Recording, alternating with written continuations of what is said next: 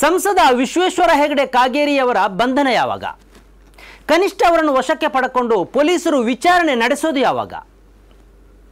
ಈ ಪ್ರಶ್ನೆ ಸುಮ್ಮನೆ ಕೇಳ್ತಾ ಇಲ್ಲ. 2016 ಡಿಸೆಂಬರ್ನಲ್ಲಿ ಕೇರಳ ಬಿಜೆಪಿ ಯೂತ್ ವಿಂಗ್ ಒಂದು ದೂರನ್ನು ದಾಖಲಿಸಿತು. ಕಮಲ್ ಚಾವರ ಎಂಬ ಆಕ್ಟಿವಿಸ್ಟ್ ಫೇಸ್ಬುಕ್ಕಲ್ಲಿ ಬರೆದ ಬರಹದ ವಿರುದ್ಧ ಈ ದೂರು ದಾಖಲಾಗಿತ್ತು. ಸಿನಿಮಾ ಆರಂಭವಾಗುವುದಕ್ಕಿಂತ ಮೊದಲು ಸಿನಿಮಾ ಹಾಲಲ್ಲಿ ರಾಷ್ಟ್ರಗೀತೆಯನ್ನು ನುಡಿಸುವಾಗ ಕಡ್ಡಾಯವಾಗಿ ಎದ್ದು ನಿಲ್ಲಬೇಕು ಎಂಬ ಸುಪ್ರೀಂ ಕೋರ್ಟ್ನ ತೀರ್ಪನ್ನು ಈ ಯುವಕ ಪ್ರಶ್ನಿಸಿದರು. ಇದು ರಾಷ್ಟ್ರಗೀತೆಗೆ ಮಾಡಿದ ಅವಮಾನ ಎಂದು ಹೇಳಿ ಅವರ ಮೇಲೆ ಬಿಜೆಪಿ ಕೇಸು ದಾಖಲಿಸಿತು. ಈ ಚಾವರ ಅವರನ್ನು ಪೊಲೀಸರು ಬಂಧಿಸಿದರು. ಹೀಗಿರುವಾಗ ಕಾಗೇರಿ ಅವರು ಇಷ್ಟು ಬಹಿರಂಗವಾಗಿ ರಾಷ್ಟ್ರಗೀತೆಗೆ ಅವಮಾನ ಮಾಡ್ತಾ ಇದ್ರು, ಯಾಕೆ ಅವರ ಬಂಧನ ಆಗ್ತಾ ಇಲ್ಲ? ಬಿಜೆಪಿ ಕೇರಳ ಯೂತ್ ವಿಂಗ್ ಬಿಡಿ, ಕರ್ನಾಟಕದ ಬಿಜೆಪಿ ಯೂತ್ ವಿಂಗ್ ಆದರೂ ಅವರ ಮೇಲೆ ಯಾಕೆ ದೂರು ದಾಖಲಿಸ್ತಾ ಇಲ್ಲ?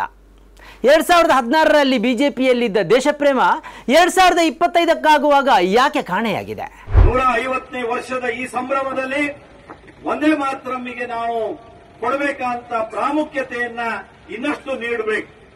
ನಮ್ಮ ದೇಶದಲ್ಲಿ ಜನಗಣಮನ ರಾಷ್ಟ್ರಗೀತೆ ಏನಿದೆಯೋ ಅದಕ್ಕೆ ಸರಿಸಮವಾದ ರಾಷ್ಟ್ರಗೀತೆ ಅಂತ ವಂದೇ ಮಾತರಂ ಇದ್ದೇ ಇದೆ.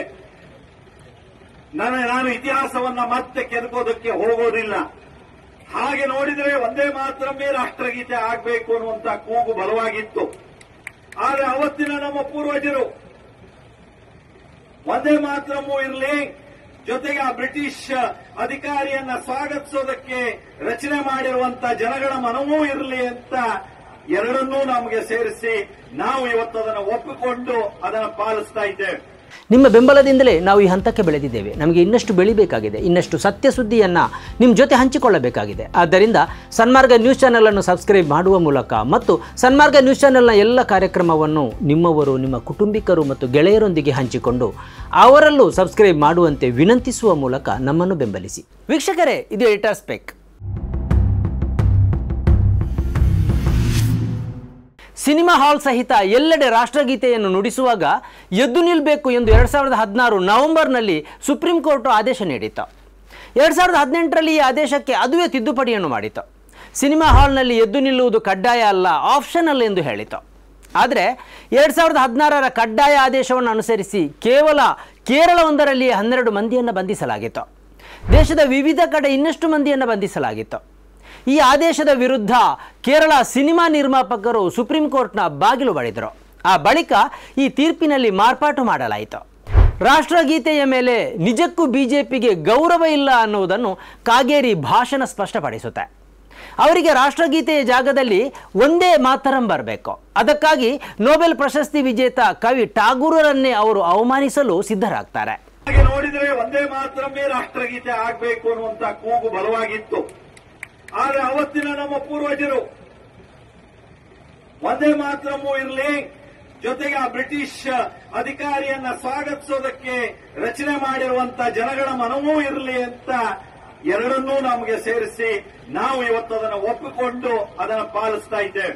ಆದರೆ ಕಾಗೇರಿ ಹೇಳಿದ್ದು ಸುಳ್ಳು ಅನ್ನುವುದು ಇದೀಗ ಬಟಬಯಲಾಗಿದೆ. ಟಾಗೋರ್ ಅವರು 1911ರಲ್ಲಿ ಭರತೋ ಭಾಗ್ಯೋ ವಿಧಾತ ಎಂದು ಹಾಡಿದರು. ಇದು ಸ್ತುತಿಗೀತೆಯಾಗಿತ್ತು. ಇದರ ಮೊದಲ ಚರಣವನ್ನೇ ಜನಗಣ ಮನವಾಗಿ ಮಾರ್ಪಡಿಸಲಾಯಿತು. ಈ ಹಾಡನ್ನು 1911 ಡಿಸೆಂಬರ್ 22ರಂದು ಕೋಲ್ಕತ್ತಾದಲ್ಲಿ ನಡೆದ ಭಾರತೀಯ ರಾಷ್ಟ್ರೀಯ ಕಾಂಗ್ರೆಸ್ನ ಸಭೆಯಲ್ಲಿ ಹಾಡಲಾಯಿತು. ಇದು ಭಾರತ ಭಾಗ್ಯ ವಿಧಾತನನ್ನು ವಂದಿಸುತ್ತದೆ ಮತ್ತು ಬ್ರಿಟಿಷ್ ರಾಜ ಜಾರ್ಜ್ ಅನ್ನು ಅಲ್ಲ ಎಂದು ಟಾಗೂರರೇ ಈ ಹಿಂದೆ 2 ಬಾರಿ ಸ್ಪಷ್ಟಪಡಿಸಿದರು. ಇಷ್ಟಿದ್ದು ಇದು ಬ್ರಿಟಿಷ್ ರಾಜರನ್ನು ಹೊಗಳುವ ಹಾಡು, ಭಾರತಕ್ಕೆ ಈ ಹಾಡು ಬೇಡ ಎಂದು ಕಾಗೇರಿ ಹೇಳೋದಾದರೆ ಅದರ ಹಿಂದೆ ನಿರ್ದಿಷ್ಟ ಸಂಚು ಇರುವ ಸಾಧ್ಯತೆ ಇದೆ.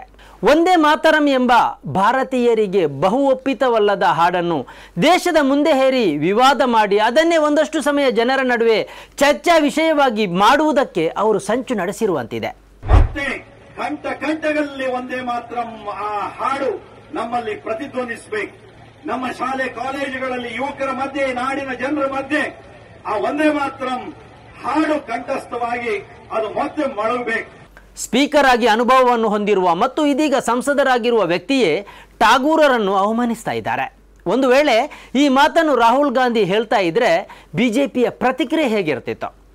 ರಾಹುಲ್ ಗಾಂಧಿ ಬಿಡಿ, ಓವೈಸಿ ಇದೇ ಮಾತನ್ನು ಹೇಳಿರ್ತಾ ಇದ್ರೆ ಬಿಜೆಪಿಯ IT ಸೆಲ್ ಹೇಗೆ ಪ್ರತಿಕ್ರಿಯಿಸ್ತಾ ಇತ್ತು? ಬಿಜೆಪಿಯ ಕೇಂದ್ರ ಮಟ್ಟದ ನಾಯಕರಿಂದ ಹಿಡಿದು ತಳಮಟ್ಟದ ಕಾರ್ಯಕರ್ತರವರೆಗೆ ಏನೆಲ್ಲ ಹೇಳಿಕೆ ನೀಡ್ತಾ ಇದ್ರು. ಟಾಗೂರರಿಗೆ ಅವಮಾನ, ರಾಷ್ಟ್ರಗೀತೆಗೆ ಅವಮಾನ, ದೇಶಕ್ಕೆ ಅವಮಾನ ಎಂಬೆಲ್ಲ ದೇಶಪ್ರೇಮಿ ಹೇಳಿಕೆಗಳನ್ನು ಇವರು ನೀಡ್ತಾ ಇರಲಿಲ್ವೇ? ಸ್ನೇಹಿತರೆ, ನಿಮ್ಮ ಅದ್ಭುತ ಬೆಂಬಲದಿಂದ ಸನ್ಮಾರ್ಗ ನ್ಯೂಸ್ ಚಾನೆಲ್ ಈಗ 2 ಲಕ್ಷ ಸಬ್ಸ್ಕ್ರೈಬರ್ಗಳನ್ನು ದಾಟಿದೆ.